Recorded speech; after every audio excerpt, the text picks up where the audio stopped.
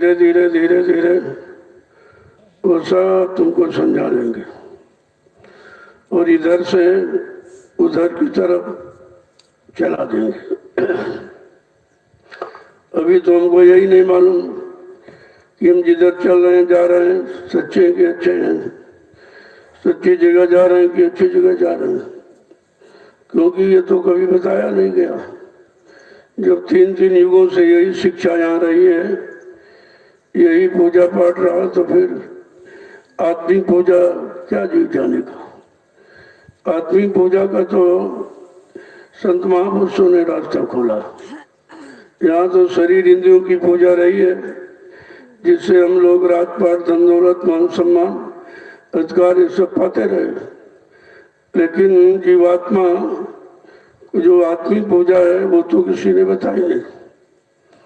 जो आत्मिक पूजा तो वही बताएगा जो आत्मा के देश से आया, जहाँ की आत्मा रहने वाली है वहीं से संत महापुरुष आते हैं और ये शक्तियाँ से बीच के लोगों से आती हैं। तो बीच को लोगों से आती हैं तो यहाँ इस संसार के कामों में हमें आपको लगाया गया। भाई संसार में रहना है तो शरीर इंद्रियों से अच्छे काम करो। उन्होंने भी अच्छे कामों का संदेश दिया, बुरे काम तो सबने वर्जित किया। फिर हम ये सीख कहाँ से गए बुरे, क्योंकि जैसी संग सोवत मिली बस वैसे ही हम बनते चले गए। जैसे लोगों से मिलन हुआ, उनके पास बैठे उठे, जितना वो जानते थे उतना आपको बता दिया। लेकिन जब संत महापुरुष आए तो उन्होंने जब जानकारी दी तो समझ में आया कि हम बहुत गलत जगह फंसे थे। हमारा सच्चा रास्ता ये नहीं है। हमारा सच्चा रास्ता तो सत्यदेश की तरफ जाने का है। जब उधर से संत महापुरुष आए तब तो उन्होंने रास्ता खोला। इसके बाद ये रास्ता बंद था, खुला ही नहीं था।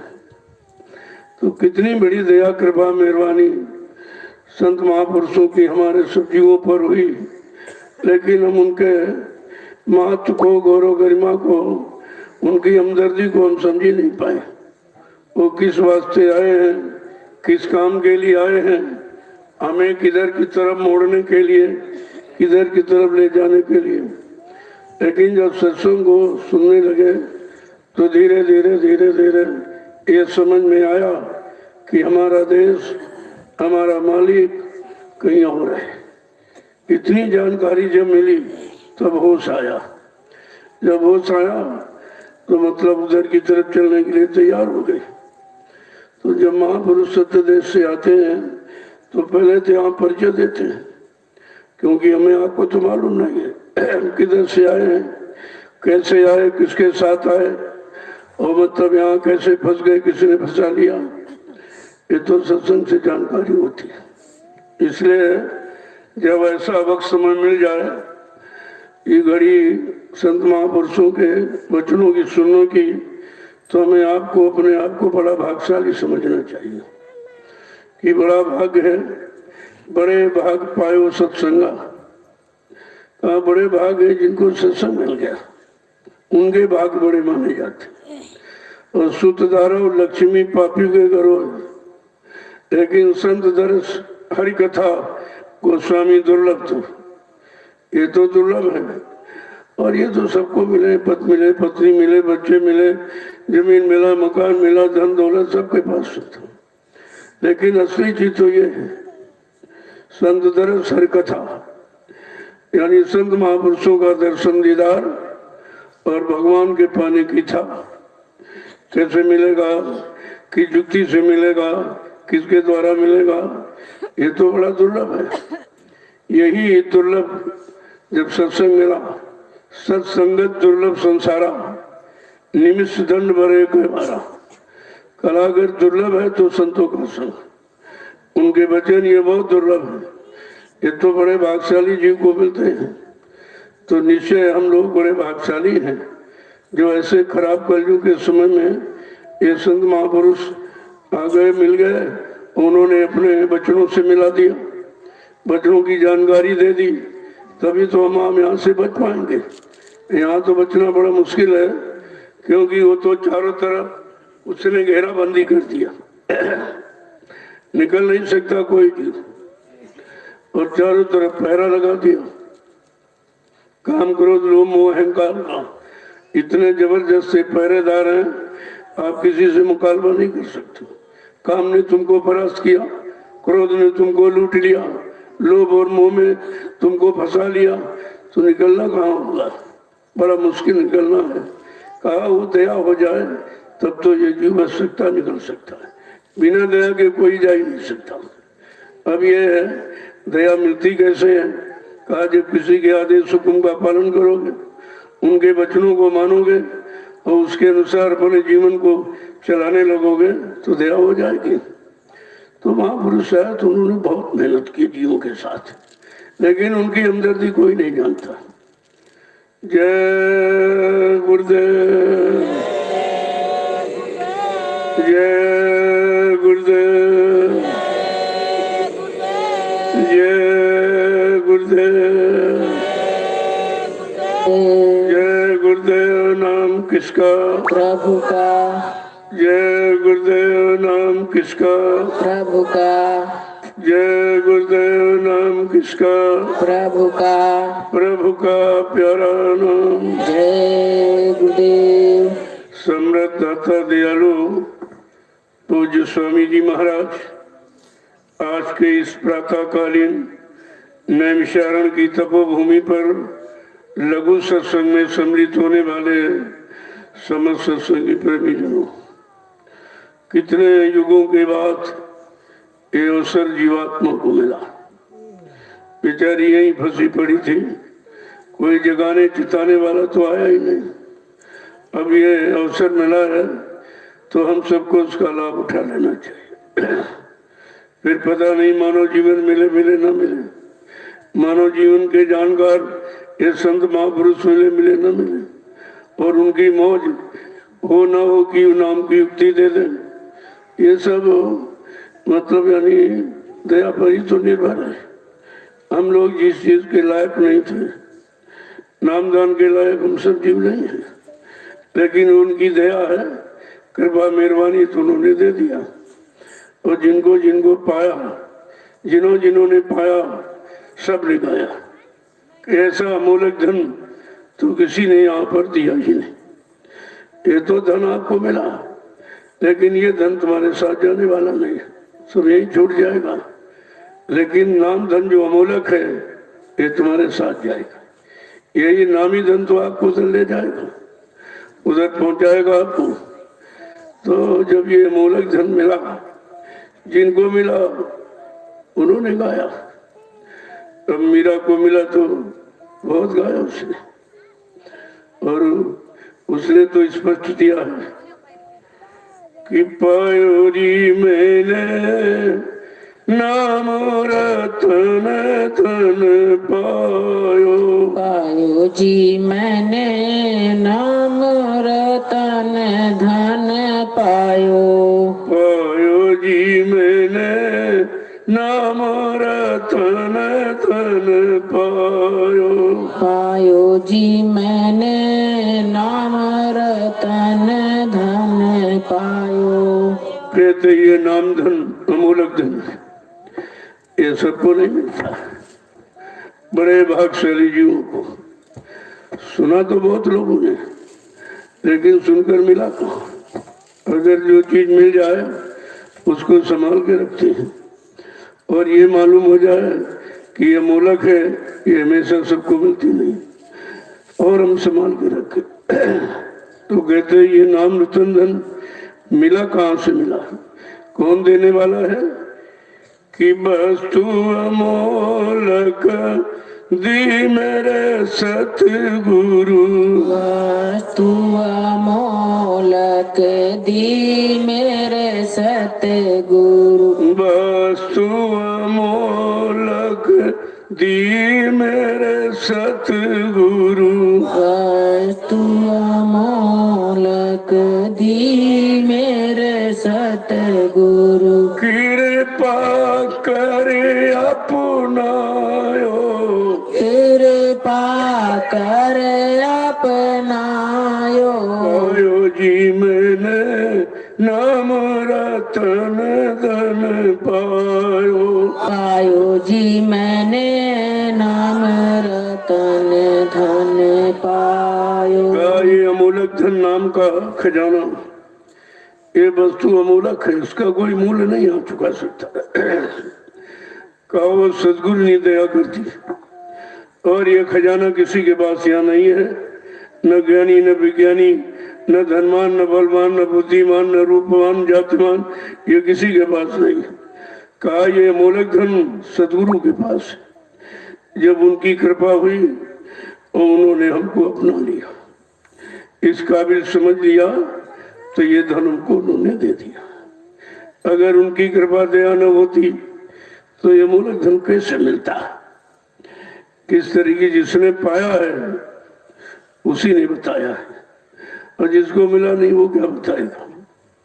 तो क्या कह रही है कि जन्म जन्म की पूंजी पाई, जन्म जन्म की पूंजी पाई।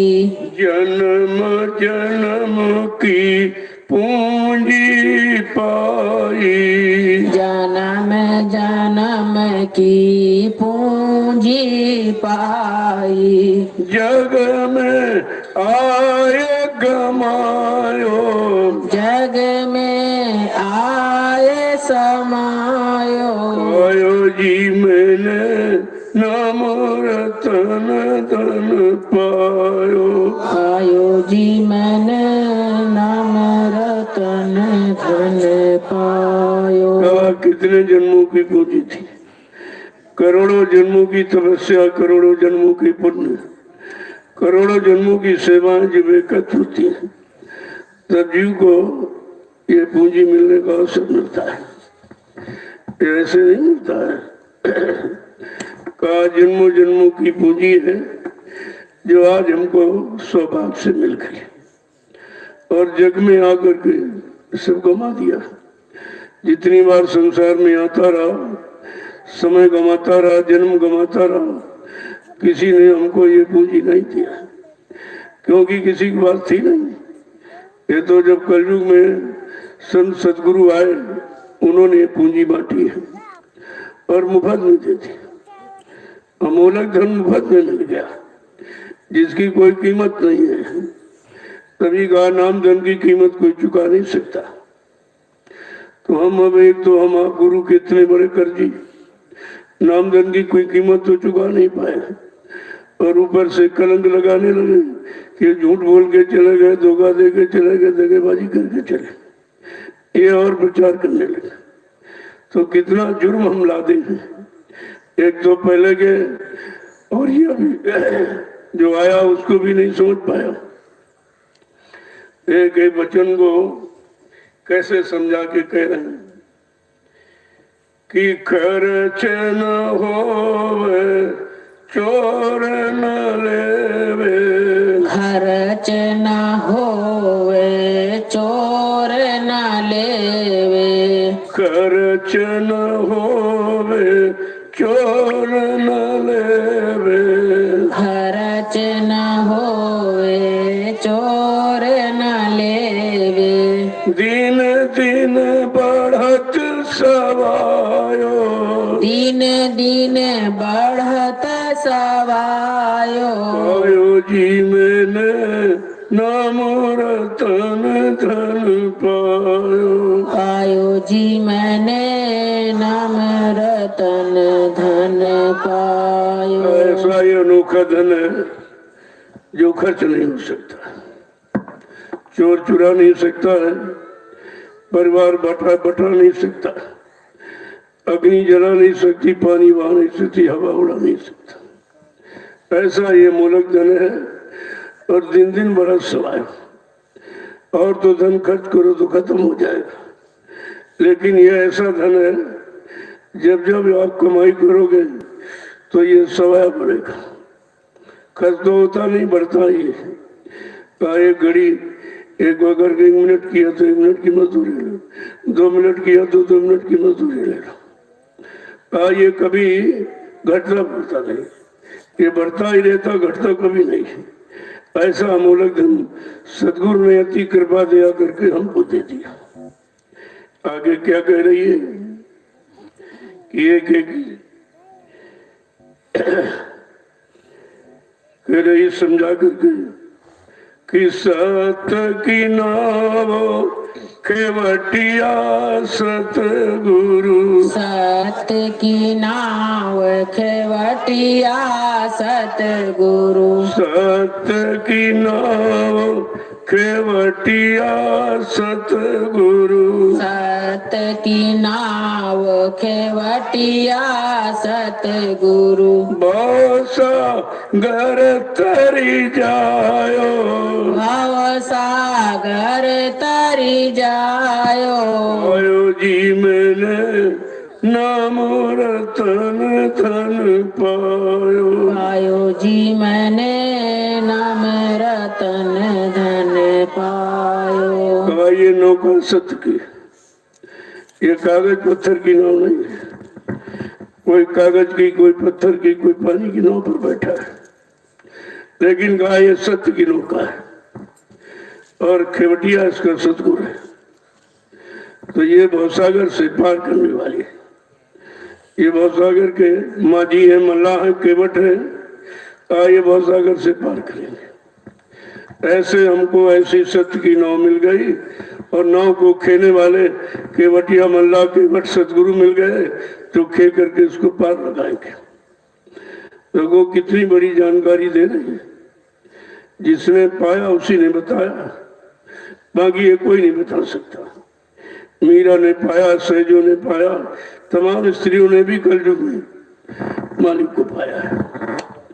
आगे क्या करें कि मीरा के प्रभु गिरधर नागर, मीरा के प्रभु गिरधर नागर, मीरा के प्रभु गिरधर नागर, मीरा के प्रभु गिरधर नागर, हरसि गुण गायो, हरस गुण गायो, आयो जी मैंने नाम रतन धन पायो, पायो जी मैंने नाम रतन धन पायो। कह रही मीरा कह रही है हमारे तो प्रभु वही है जो मतलब हमारी यानी पहाड़ रूपे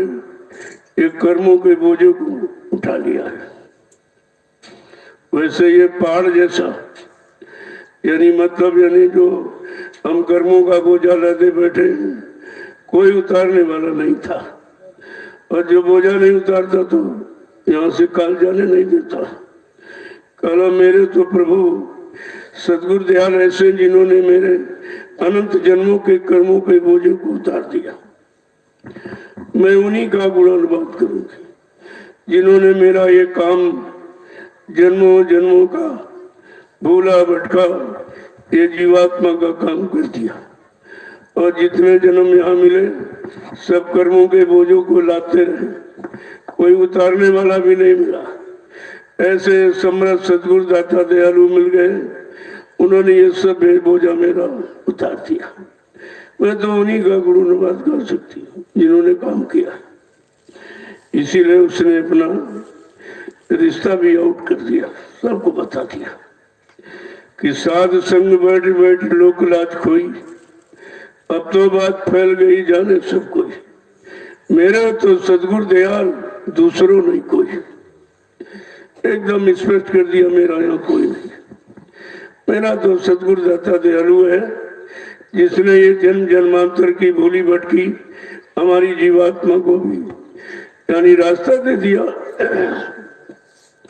हम करोड़ों जन्मों के पाप के बोझे को लादे बैठे थे, उसको पहाड़ की तरह था उसको उतार दिया। कहा ये काम केवल समृद्ध दाता सदगुरु दयाल ही कर सकता, और ये किसी की बस की बात नहीं है। और बताइए जिसकी लोग पूजा करते रहे वो भी कर्मों का बोझा लगता रहा।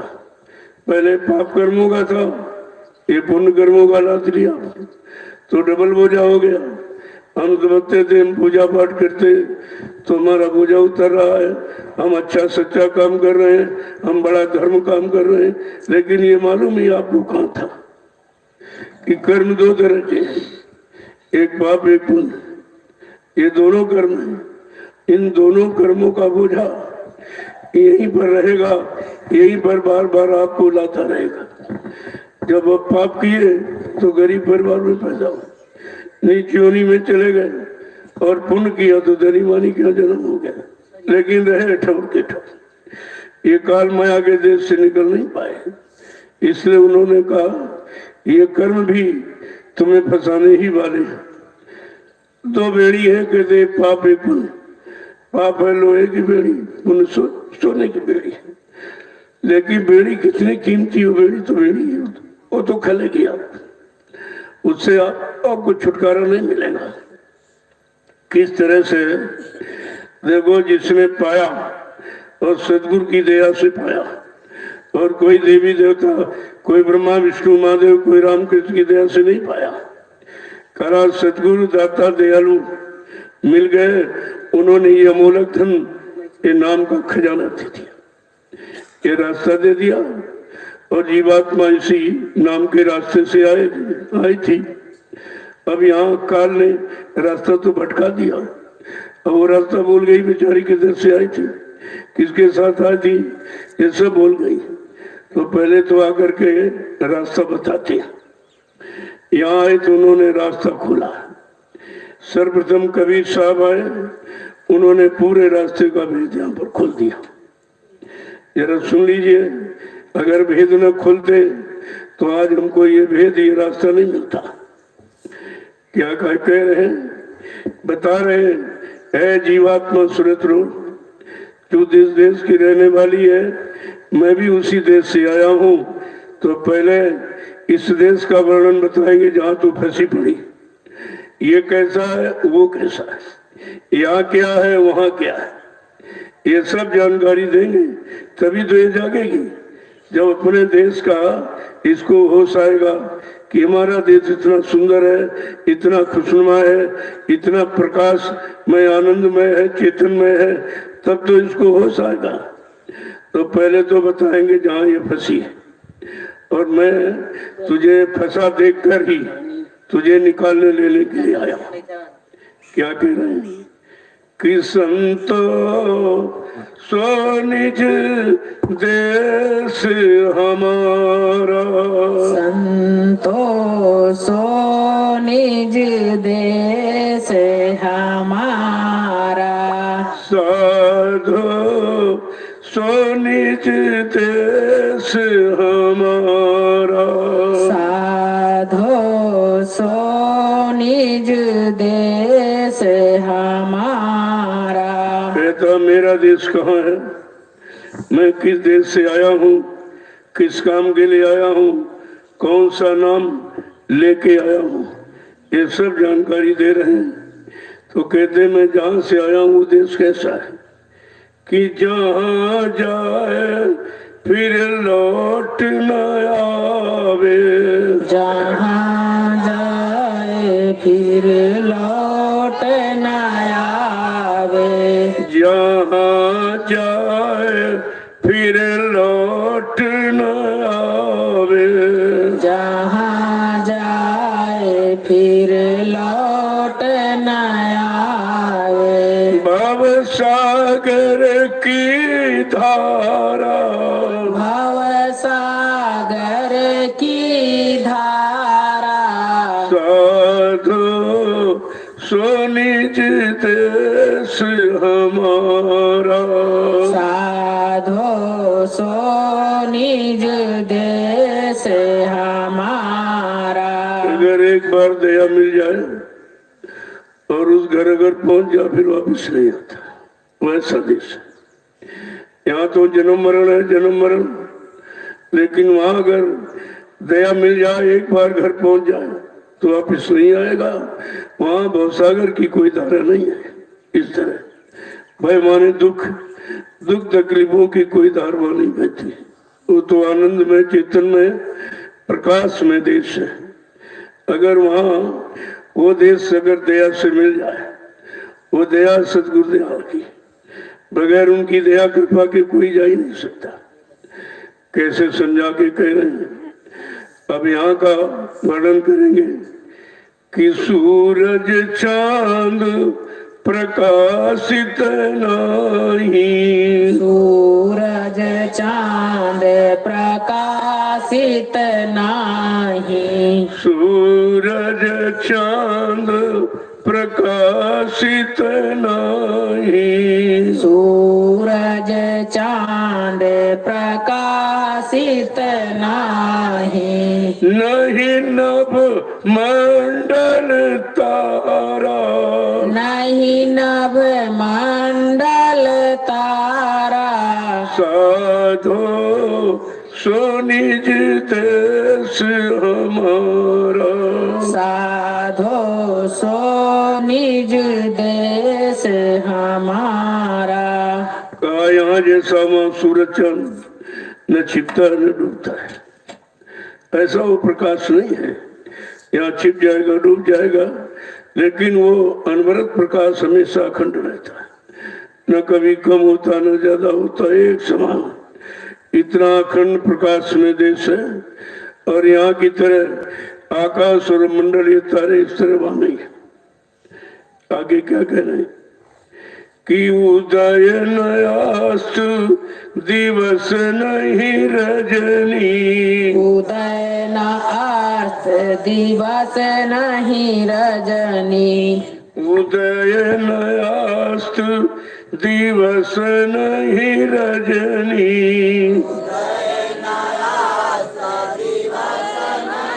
रजनी, बिना ज्योति उजियारा, बिना ज्योति उजियारा, साधो सो निज देश हमारा, साधो सो निज देश हमारा।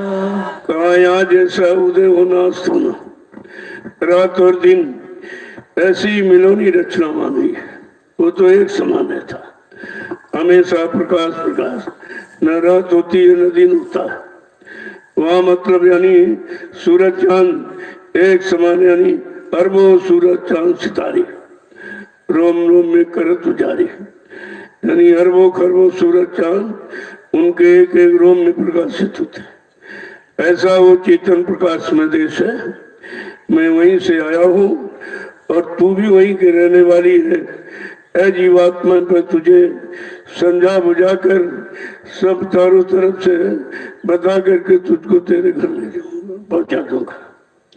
कहते कि बिना ज्योत उजियारा, वहाँ कोई चिराग बत्ती जलाने की जरूरत नहीं होती है।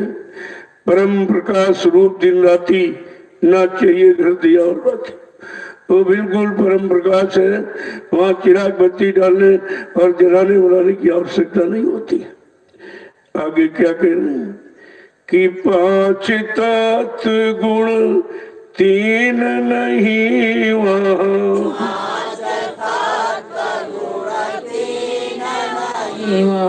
पांच तत्व गुण तीन नहीं वहाँ, पांच तत्व गुण तीन नहीं वहाँ, नहीं कोई सृष्टि पसारा, नहीं कोई सृष्टि पसारा, साधो सो निज देश हमारा, साधो सो निज देश हमारा।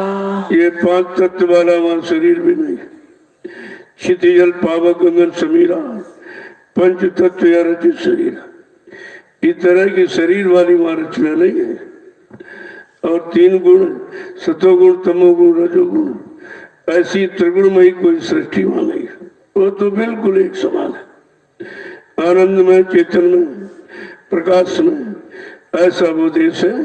और कहते वहाँ सृष्टि का कोई ऐसा प्रसार नहीं है। इस तरह नहीं सृष्टि का प्रसार कि पशु है, पक्षी है, कीड़े हैं, मकोड़े हैं, जंगली जानवर है, ये सब ऐसी सृष्टि नहीं।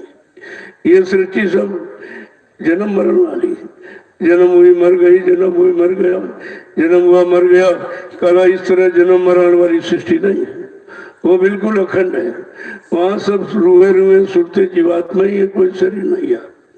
आगे क्या कह रहे कि तान माया कृत प्रपंच ये है,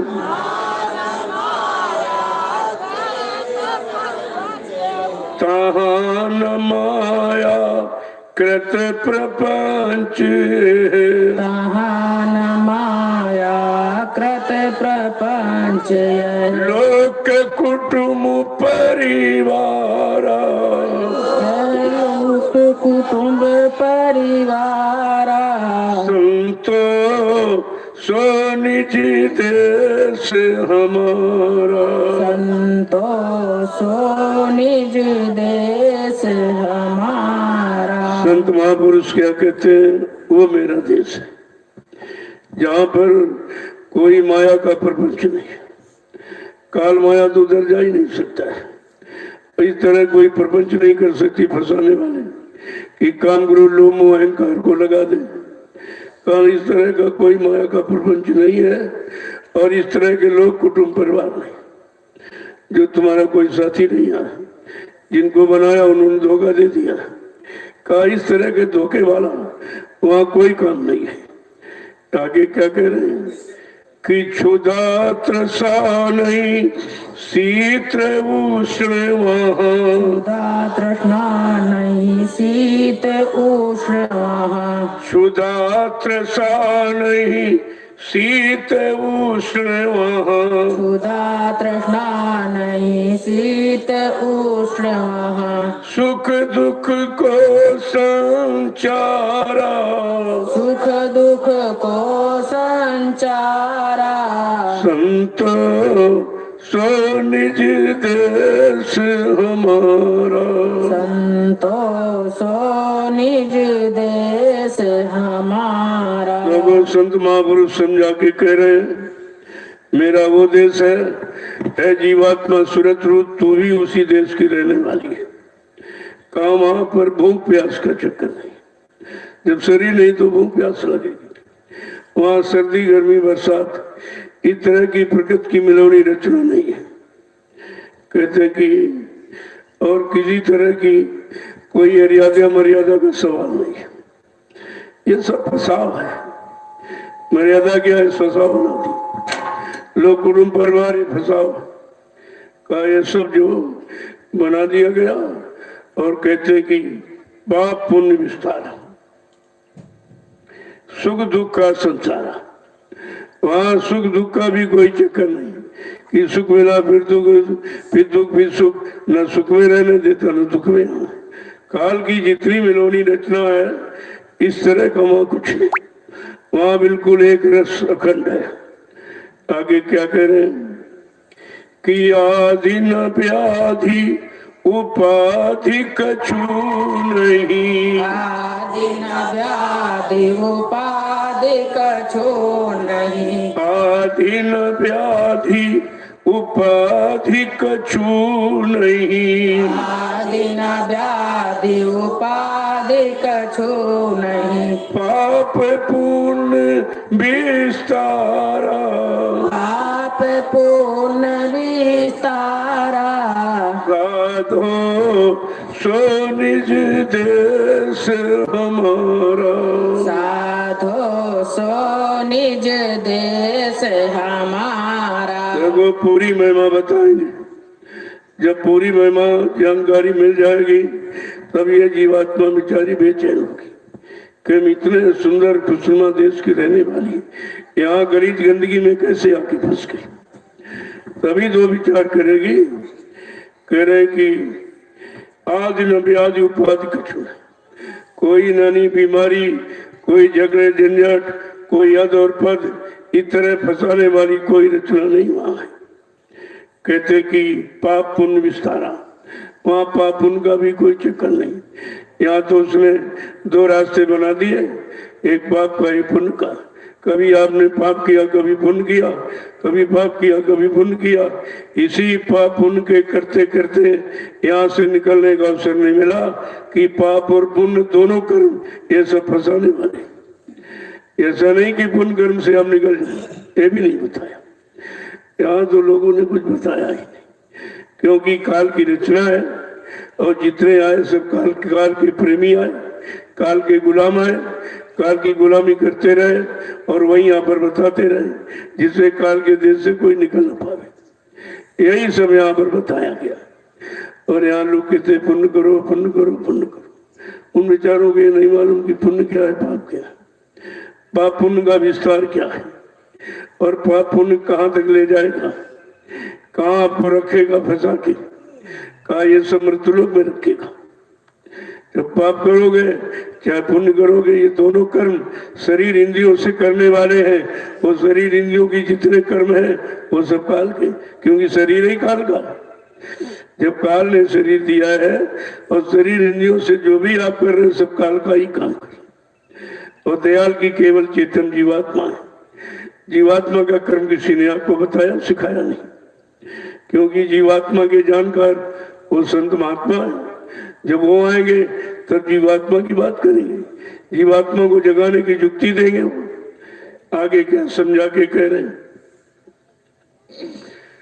कि ऊंच नीच कुल की मर्यादा, ऊंच नीच कुल की मर्यादा, ऊंच नीच कुल की मर्यादा, ऊंच नीच कुल की मर्यादा, आश्रम वर्ण विचारा, आश्रम वर्ण विचारा, साधो सो निज देश हमारा, साधो सो निज देश हमारा। देखो कैसी रचना फंसाने की बचा।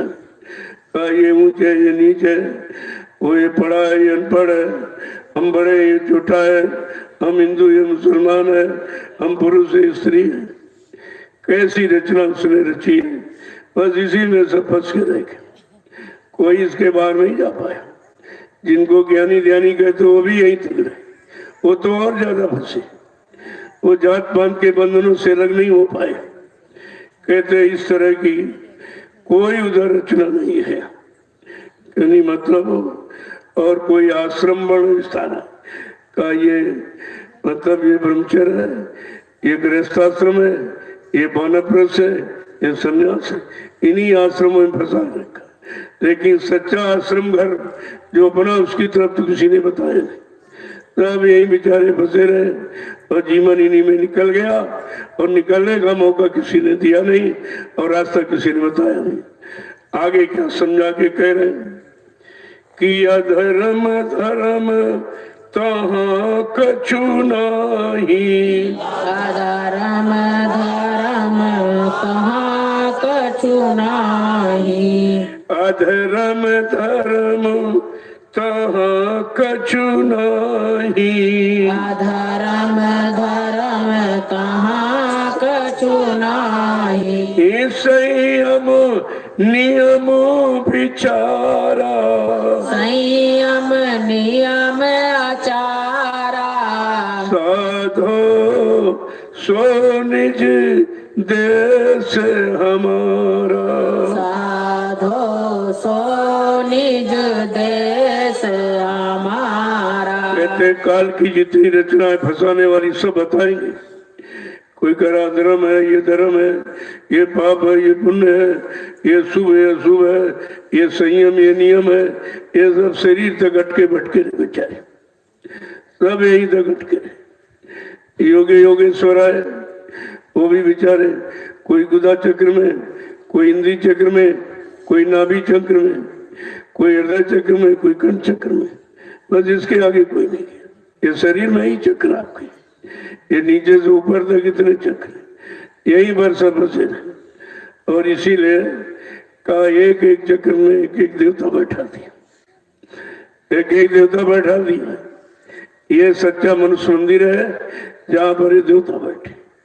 नीचे गणेश जी का वास, गुदा चक्र में गणेश जी का वास, इंद्री चक्र में ब्रह्मा जी का वास, नाभि चक्र में विष्णु भगवान का वास, हृदय चक्र में शंकर जी का, और कंठ में आत्या मां शक्ति जो ब्रह्मा विष्णु महादेव की माँ है। देखो इस शरीर में इतनी जगह तो ये बैठे हुए, तो ये तो भेद आपको किसी ने बताया नहीं, और तुमको अटका बटका दिया कि पत्थर में चले जाओ, कागज में चले जाओ, कैलेंडर में चले जाओ, पानी में चले जाओ, तीर्थ में चले जाओ, मूर्त में चले जाओ, लेकिन जो शरीर में है तो उनके बारे में नहीं पता। लेकिन संत गोस्वामी जी महाराज जब इसी कलयुग में आए, उन्होंने रामचरितमानस की रचना की। उन्होंने सब लिख दिया कि कितने देवता शरीर में, इंद्री द्वार झरोखा नाना, ता सुरगर बैठे था ना। जितनी इंद्रियों के दरवाजे हैं सब पर एक एक देवता बैठा हुआ। अब इन देवताओं का काम क्या है ये भी आपको किसी ने नहीं बताया। तुम जिनकी पूजा करते हो वो देवता तुम्हारे साथ क्या व्यवहार बर्ताव कर रहे हैं ये भी तो पढ़ लो, तब इनसे भी तुम छुट्टी पा जाओगे। ये सब तुम्हारा हित करने वाले नहीं कोई देवता। देवते बहुत भोगी होते, बहुत भोगी होते देवता। तो क्या दिखा, इंद्री द्वार झरोखा नाना, ता सुर कर बैठे थाना।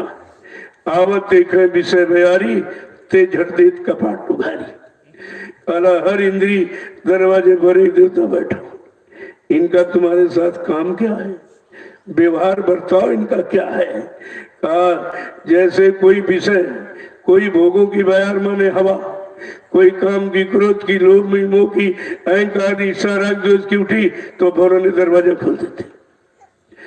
जैसे अगर चोर को मुखौर मिल जाए तो चोरी करना बड़ा आसान हो जाता, वो दरवाजा खोलता जाता, चोर पीछे से सामान समेटता जाता। इसी तरह देवता तुम्हारे शरीर में ये काम कर, ये विषय व्यवहार कोई उठी तो दरवाजा खोला कि लूट लो, इनका विवेक लूट लो, बुद्धि का ज्ञान लूट लो, इनका ब्रह्मचर्य संयम सब खत्म कर दो। ये काम करते तुम कहते देवता देवता। तुमको ये महिमा मालूम कहाँ है? ये तो संत महापुरुष जो देवलोक में गए और देवताओं का साक्षात्कार किया। यहाँ तो मिट्टी और कागज पत्थर के देवता बता दिए गए तुमको, लेकिन जब वो जीवात्मा को जगा करके उधर ले जाते, इस मृत्युलोक के ऊपर स्वर्गलोक है, देवलोक है, वहां देवी देवता बैठे, उनका साक्षात करते, उनकी देखती रहने गई, तभी तो बताते हैं आकर कि तुम्हारा यहाँ कोई सहयोगी नहीं, तुम्हारा कोई हमदर्द नहीं, तुम्हारा कोई रक्षक नहीं, सब रक्षक है। देखो कितनी बड़ी जानकारी संत महापुरुषों ने दी, और हम सब 3 युगों से इन्हीं में अटके पटके पड़े। ये बड़े मददगार है। देवी की पूजा कर लो, देवता की पूजा कर लो, इनकी कर लो, उनकी कर लो, लेकिन ये मालूम नहीं इनकी पूजा से हमें ये देंगे क्या, ये क्या देंगे। कितना साफ साफ वर्णन किया है। अगर ये रामचरितमानस को पढ़ के सुना दिया जाए तो ये सब विरोध करने लगे, अरे बड़ा विरोधी है, ये देवी देवताओं को नहीं मानता। अरे संत महापुरुषों ने देखा, वो जानते, तुमने देखा नहीं तो मानोगे क्या। देखे बिन होए प्रतीति, बिन प्रतीत होए नहीं प्रीति। बिना देखे तो किसी से मोहब्बत प्यार रिश्ता होता ही नहीं, और तुमने किसी को नहीं देखा, न देवी देखे, न देवता देखे, न भगवान देखा, न खुदा देखा, न गाड देखा, न सदगुरु देखा, तुमने किसी को देखा ही नहीं। जब तुमने देखा नहीं तुम्हारा रिश्ता कैसा। क्या बिना देखे कोई रिश्ता मान लेगा? क्या बिना देखे कोई विश्वास कर लेगा? और तुम्हारा सब अंधविश्वास ही विश्वास मान बैठे, क्योंकि जब सदगुरु मिलेंगे वो सच्चा रास्ता बताएंगे सारे लोगों का कि मृत्युलोक में क्या है, इसके ऊपर देवलोक देवी देवताओं का क्या है, उसके ऊपर ब्रह्मलोक ब्रह्मा जी का काम क्या है, उसके ऊपर विष्णु लोक विष्णु जी का काम क्या है, उसके ऊपर शिवलोक शिव जी का काम क्या है, उसके ऊपर साकेत लोक भगवान राम का काम क्या है, उसके ऊपर गोलोक का कृष्ण भगवान का क्या काम। अरे जब किसी के घर जाओगे तभी तो रहने के नहीं पता चलेगा। ये कैसा रहता है, गरीब है अमीर है, ये शराबी है कबाबी है, कैसा है क्या, तभी बिना घर जाए कैसे अब मालूम हो जाए। संत महापुरुष सारे घर से होके आते मृत्युलोक मंडल में, तब यहाँ से जीवात्माओं को सारे लोगों का मंडल का मुकाम सुनने का सब भेद बताते। ये है सच्चा ज्ञान, इसी को कहते दिव्य ज्ञान। अक्षर ज्ञान तो झूठा है, मिट जाता है, लेकिन शब्द ज्ञान कभी मिटता नहीं। सब मर जाए, शब्द नहीं मरता। जो कुछ दो नैनों से देखे काल भोग सब करता, और सब मर जाए, शब्द नहीं मरता। जो दो आंखों से देख रहे हो, कानों से सुन रहे हो, ये सब मिटने वाला। आंखें बंद हो जाएंगी, सारा संसार सुना हो जाएगा। मुंह दो आंख कतों को नहीं। जैसे आंख शाम को बंद कर लेते हो, रात में कोई किसी की फिक्र नहीं करता। स्त्री कहाँ है, पति कहाँ, बेटा कहाँ, धन दौलत कहाँ रखी, सामान कहाँ रखा, सब भूल जाते हो। 5-6 घंटे के लिए रोज तो मरते हो, और एक दिन हमेशा चले जाओ तो क्या होगा? 5-6 घंटे के लिए आंख बंद होती है, तो क्या तुम किसी को पकड़ के सोते हो? सब छूट जाता है। इसी तरह एक दिन हमेशा के लिए आंख बंद हो जाएगी, और ये सब हमेशा के लिए छूट जाएगा। तुम्हारा यहाँ कुछ नहीं है।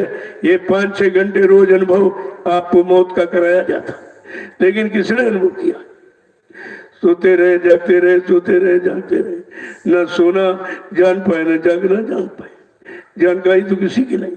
अरे जब वो कभी नहीं सोते हैं और सोता जागता देखते हैं, वो बताएंगे, वो आपको रास्ता बताएंगे। आगे क्या कह रहे हैं कि अति अभिराम धाम अति उत्तम, अति अभिराम धाम अति उत्तम, अति अभिराम धाम अति उत्तम, अति अभिराम धाम अति उत्तम, शोभा जासु पसारा, शोभा जासु पसारा, संतो सो निज देश हमारा, संतोषो निज देश हमारा। देखो ये सब जानकारी देने के बाद कहते अति अभिराम, इतना सुंदर है वो धाम घर, वो लोग। है जीवात्मा तू जहाँ की रहने वाली है, उसकी यहाँ शोभा का कोई वर्णन नहीं कर सकता। उसकी शोभा में यहाँ कुछ है ही नहीं, किसकी उपमा दी जाए। कहते कि शोभा जा सपारा, उसकी अपार शोभा है जिसका कोई पारावार नहीं है, कोई वर्णन नहीं। अकथनीय है, अवर्णनीय है, अनिवर्चनीय है, कोई वर्णन नहीं किया जा सकता। ऐसा वो पार देश है। उसी देश की तू रहने वाली, चल अपने उस अपार देश के लिए, अपने प्रकाश में, चेतन में, आनंद में, सुखमय देश के लिए चल। मैं वहीं से आया हूं तुझे लेने के लिए। तब उसको होश आता है। आगे क्या कह रहे हैं कि कहे कबीर सुनो भाई समझो, कहे कबीर सुनो भाई समझो, कहे कबीर सुनो भाई समझो, कहे कबीर सुनो भाई समझो, तीन लोक से न्यारा, तीन लोक से न्यारा, संतो सो निज देश हमारा, संतोषो निज देश हमारा। कबीर साहब प्रथम संत थे, इन्हीं से संत नाम सुनने को मिला।